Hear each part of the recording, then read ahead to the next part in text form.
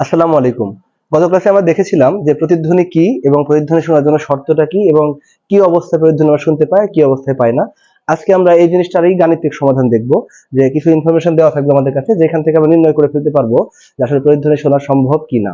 যেমন ধরো এখানে যে প্রশ্নটা দেওয়া আছে, এখানে বলা আছে প্রতিফলক পৃষ্ঠ হতে 18 মিটার দূরে দাঁড়িয়ে উচ্চ স্বরে আওয়াজ করলে প্রতিধ্বনি শোনা সম্ভব কিনা। এই ক্ষেত্রে লক্ষ্য করো, কোন রকম শব্দের বেগ কিন্তু দেওয়া নাই, যেটা আমাদের এখানে কাজে লাগবে।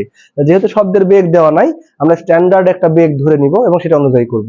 আর যদি শব্দের বেগ দেওয়া থাকে সেটা করতে হবে। এছাড়াও অনেক সময় তাপমাত্রা উল্লেখ করা থাকে, সেই ক্ষেত্রে কিভাবে করতে হবে সেটা আমরা অন্য একটা ক্লাসে দেখব। কারণ নির্দিষ্ট তাপমাত্রা শব্দের বেগ কিভাবে পরিবর্তন হয় সেটা সম্পর্কে আমাদের এখনো পর্যন্ত আইডিয়া নাই। যখন আমরা ওই ক্লাসটা করব, তারপরে ক্লাসে আমরা আলোচনা করব কিভাবে নির্দিষ্ট তাপমাত্রা শব্দের বেগ বের করতে হয় এবং সেই বেগ কাজে লাগায় প্রতিধ্বনি বের করা সম্ভব। এক্ষেত্রে কি দেওয়া আছে লক্ষ্য করো। প্রথমত, প্রতিফলক পৃষ্ঠ হতে 18 মিটার দূরে দাঁড়িয়ে, অর্থাৎ এখানে কিন্তু ডি এর মান দেওয়া আছে। একবার চিত্রের মাধ্যমে যদি দেখার চেষ্টা করি, ধরো এটা একটা প্রতিফলক পৃষ্ঠ, এখানে একজন শ্রোতা দাঁড়ায় আছেন, যেখানে মাঝখানে গ্যাপ হচ্ছে 18 মিটার। এই 18 মিটার যে দূরত্ব, এটাকে মূলত আমরা ডি দ্বারা প্রকাশ করে থাকি। ডি সমান সমান হচ্ছে 18 মিটার।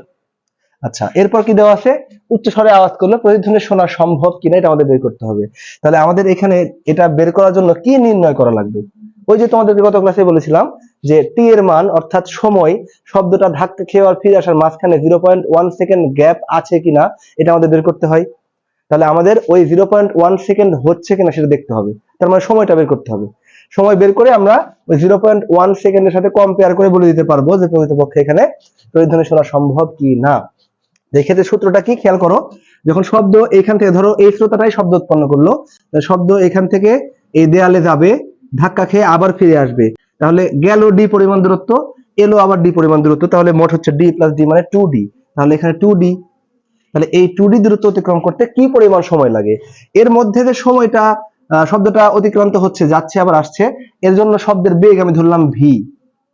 তাহলে সময় লাগবে আমি ধরে নিচ্ছি টি। তাহলে মূলত সূত্রটা দাঁড়ায় এরকম, 2d সমান সমান ভিটি। আমরা গতি অধ্যায়ের সূত্র শিখেছিলাম এস সমান ভিটি। এই ক্ষেত্রে আমরা করতাম কি, যে বেগকে সময় দিয়ে গুণ করলে অতিক্রমের দূরত্ব পেতাম, সরণ পেতাম এক কথায়। মানে এই ক্ষেত্রে সরণটা হচ্ছে 2d পরিমাণ, সরণ বলা যাবে না, দূরত্ব বলতে হয় এটাকে। গেল শব্দ এবং ফিরে এলো, এর সময়টা আমাকে বের করতে হবে। তার মানে শব্দের বেগকে আমরা যদি যাওয়া এবং আসার সময় দিয়ে গুণ করি, মোট সময় দিয়ে গুণ করি, তাহলে মোট যাওয়া আসাতে কতখানি দূরত্ব অতিক্রান্ত হলো সেটা বের করে দেবে।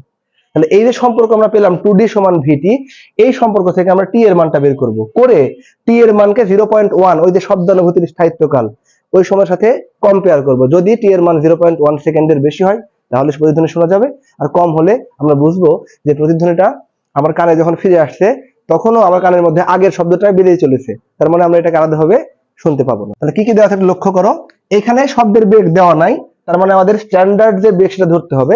আমি ধরে নিলাম এখানে শব্দের বেগটা হচ্ছে 330, নরমালি দেওয়া থাকবে, অথবা কোনো একটা ক্লু থাকবে যেখান থেকে বের করা যাবে।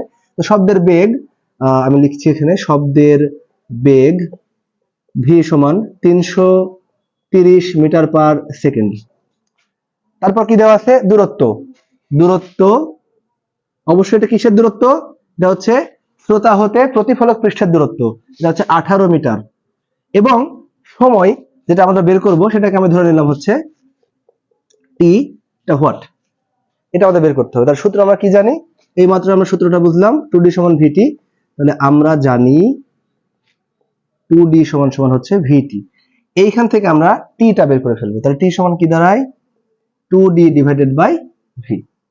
তাহলে এখানে আসছে কত, 2 ইন্টু ডি এর মান 18 ডিভাইডেড বাই ভি এর মান হচ্ছে 330। তাহলে পাওয়া গেল 18 দুগুণে 36 ডিভাইডেড বাই 330। তাহলে এইখানে যে মানটা পাওয়া যাবে 0.109 এত সেকেন্ড। তার মানে শব্দটা উৎপন্ন হওয়ার পরে না, শ্রোতার কানে পৌঁছানোর পর থেকে প্রতিফলকে বাধা পেয়ে আর ফিরে আসতে মোট এত সময় লাগলো। স্পষ্ট ভাবে দেখা যাচ্ছে এখানে যে টি এর মানটা আমরা পেলাম, এটা কিন্তু টি, এটি এর মানটা মানে সময়টা 0.1 সেকেন্ডের থেকে বড়। আমরা এভাবে লিখতে পারি, এখানে টি মানে এটা, এটা ইজ গ্রেটার দ্যান 0.1, অর্থাৎ শব্দ ফিরে আসছে 0.1 সেকেন্ডের থেকে বেশি সময় লাগছে। সুতরাং প্রতিধ্বনি শোনা সম্ভব হবে।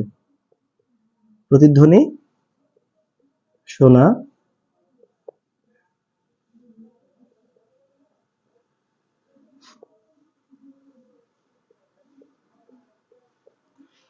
আশা করি বুঝতে পারছো যে এই ধরনের অঙ্ক যখন থাকবে স্বাভাবিকভাবে একটু সহজভাবে যদি আসে, সেক্ষেত্রে কিভাবে খুব সহজে সমাধান করে আমরা প্রতিধ্বনি শোনা যাবে কিনা নির্ণয় করতে পারি। এই ধরনের আরো সহজ ক্লাস যেগুলোর মাধ্যমে আমরা প্রতিধ্বনি বের করতে পারি এবং আরেকটু জটিল ভাবে যদি আসে সেক্ষেত্রে কিভাবে করতে পারবো সেই জিনিসটা আমরা নেক্সট ভিডিওগুলো দেখানোর চেষ্টা করব।